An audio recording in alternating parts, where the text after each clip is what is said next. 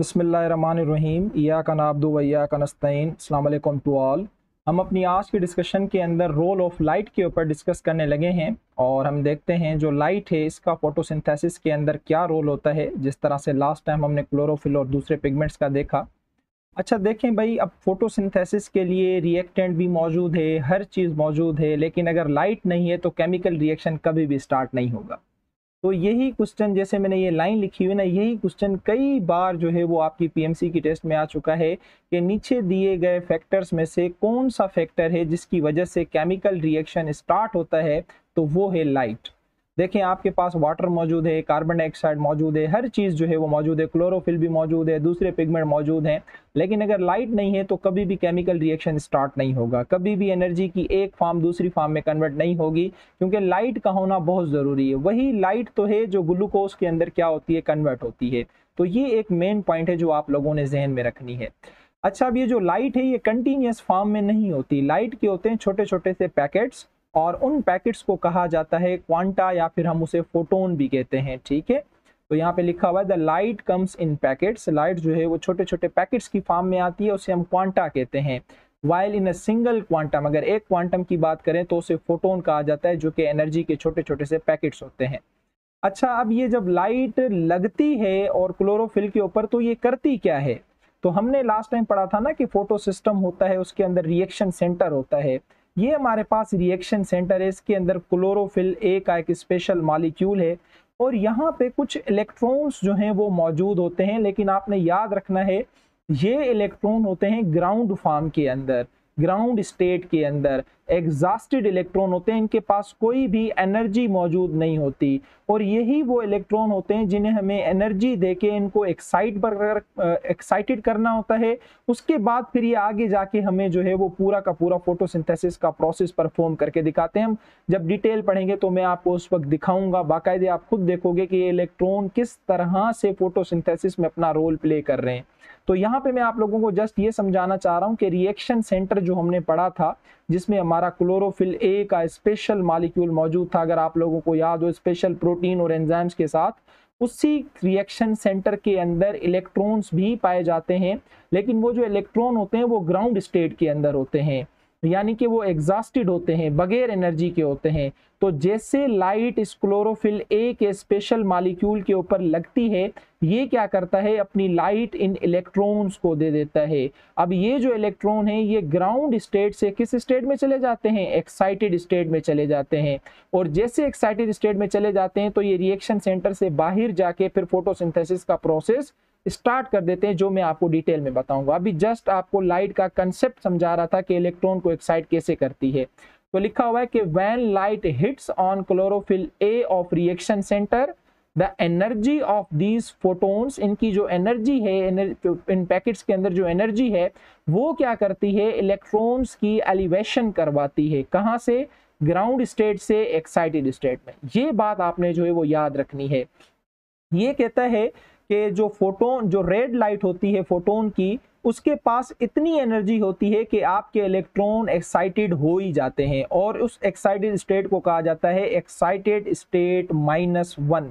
ये आपने याद रखना है, आपकी पीएमसी की टेस्ट में ये क्वेश्चन आ सकता है। इसी तरह से हमारे पास जो ब्लू लाइट होती है उसके अंदर रेड लाइट से ज्यादा एनर्जी होती है, ये आपने याद रखना है। वो इलेक्ट्रॉन को इतना एक्साइटेड बना सकती है कि उसको एक्साइटेड स्टेट -2 में लेके जाती है, जिसकी हमें जरूरत नहीं होती। हमें जस्ट इलेक्ट्रॉन को एक्साइट करना होता है और उसके लिए रेड लाइट इनफ होती है, वो उसे एक्साइट करके एक्साइट स्टेट -1 में लेके जाती है। तो आपके जहन में आ रहा होगा कि सर ये ब्लू लाइट भी तो गिरती है ना, उसको मैं रोक तो नहीं सकता? हाँ भाई, बिल्कुल गिरती है। इलेक्ट्रॉन भी -2 में जाते होंगे, तो इलेक्ट्रॉन को -2 स्टेट में जाने नहीं दिया जाता। क्यों?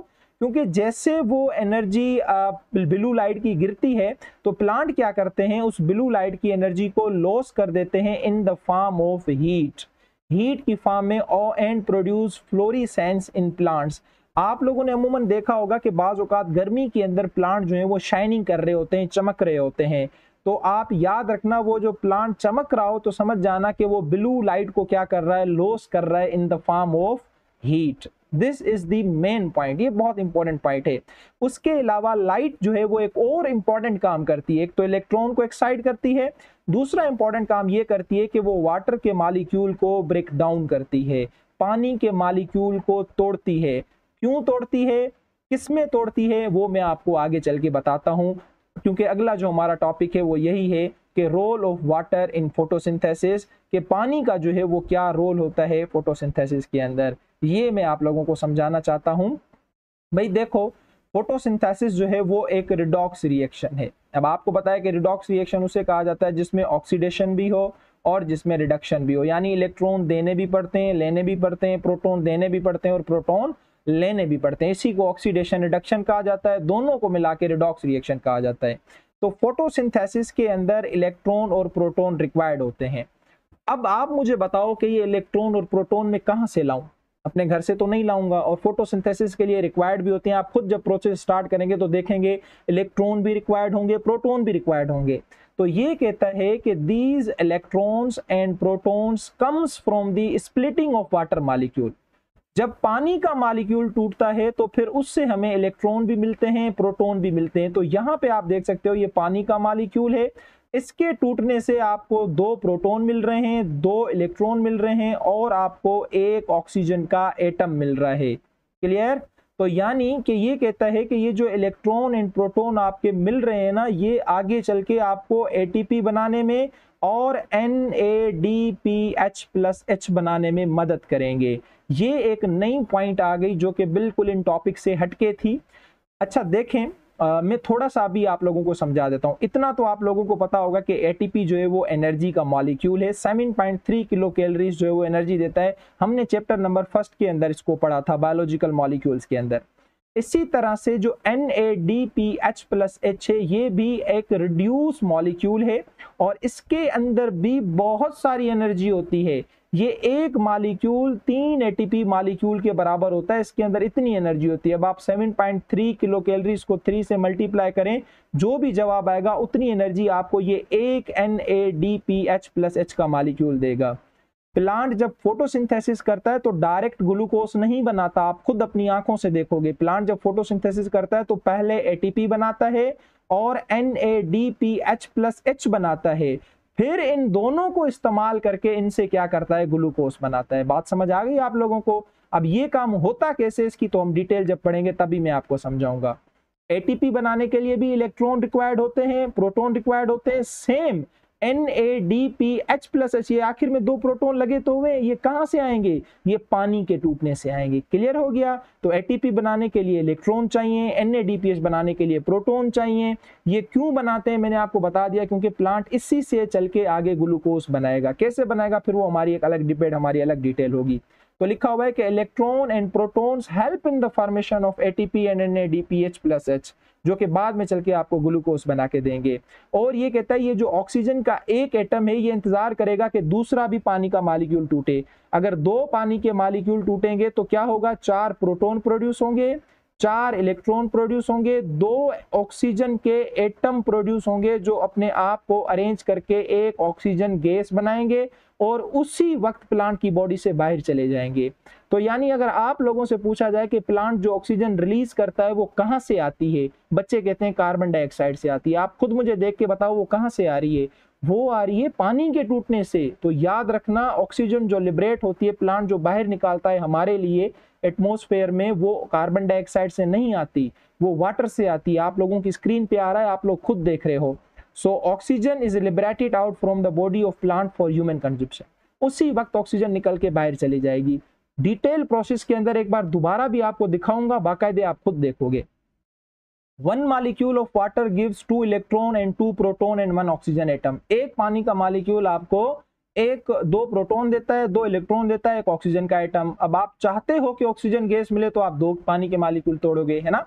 ये कहता है कि from that it is clear, इस पॉइंट से ये बिल्कुल क्लियर हो गया कि जो ऑक्सीजन आ रही है वो पानी से आ रही है, कार्बन डाइऑक्साइड से नहीं आ रही। तो ये कॉन्सेप्ट अपना खत्म कर दो कि ऑक्सीजन जो है वो कार्बन डाइऑक्साइड से आती है। कार्बन डाइऑक्साइड किसी और चीज के लिए यूज होती है, हमारा अगला टॉपिक है, मैं आपको बताता हूं कि किसके लिए इस्तेमाल होती है। Breakdown of water molecule in the presence of light. अब ये जो पानी का मॉलिक्यूल है ये खुद ब खुद नहीं टूटेगा। अभी मैंने पीछे आपको बताया ना, ये लास्ट पॉइंट में क्या लिखा हुआ है कि light also aid in the breakdown of water molecule, अभी पढ़वाया। तो जब पानी की लाइट की मौजूदगी में पानी का मॉलिक्यूल टूट रहा है तो इस प्रोसेस को कहा जाता है photolysis of water.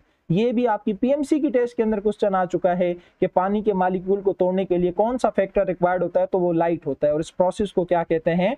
Photolysis of water. Lysis of water means के पानी का टूट जाना, फोटो मींस लाइट, लाइट की मौजूदगी में। तो उम्मीद है कि आपको रोल ऑफ वाटर से रिलेटेड बातें जरूर समझ आई होंगी। नेक्स्ट जो हमारा टॉपिक है वो है रोल ऑफ कार्बन डाइऑक्साइड। तो देखो बेटा, जब ग्लूकोज बनता है तो उसमें कार्बन भी होता है, हाइड्रोजन भी होता है और ऑक्सीजन भी होता है। हाइड्रोजन का तो आपने पीछे देख लिया, वो हमें पानी के मॉलिक्यूल से मिल रहा है। ये कार्बन डाइऑक्साइड और ये ऑक्सीजन हमें कहाँ से मिलेगी? थोड़ा सोचो, थोड़ा आप खुद ध्यान में इसको बिठाओ कि ग्लूकोज के अंदर 6 कार्बन होते हैं, 12 हाइड्रोजन होते हैं, 6 ऑक्सीजन होते हैं। तो ये 6 कार्बन 6 ऑक्सीजन कहाँ से आएंगे? मेरे घर से आएंगे, ये कार्बन डाइऑक्साइड से आएंगे। तभी तो कहते हैं फोटोसिंथेसिस के लिए कार्बन डाइऑक्साइड भी जरूरी है। So carbon dioxide provide carbon and oxygen for the synthesis of glucose। और एंट्री कहां से लेगा? स्ट्रोमेटा से लेगा, जो पत्तों के ऊपर लगे हुए थे। क्लियर? तो अभी कार्बन डाइऑक्साइड का रोल आप यहाँ पे देख चुके हैं कि इसके अंदर ऑक्सीजन एंड जो कार्बन है उनको यूटिलाइज किया जाता है for the synthesis of glucose. तो उम्मीद है कि आपको role of chlorophyll, role of light, role of water, role of carbon dioxide अच्छे तरीके से समझ आ गया होगा। जिस सीक्वेंस से आपको समझाता आ रहा हूँ इसी सीक्वेंस से आएंगे तो इंशाल्लाह ये चैप्टर आपको फिंगर टिप्स के ऊपर में क्लियर करवा दूंगा। तो अपना बहुत सारा ख्याल रखिएगा। अल्लाह हाफिज़। इंशाल्लाह नेक्स्ट क्लास के अंदर जो है हम बाकायदे फोटोसिंथेसिस का प्रोसेस स्टार्ट करेंगे।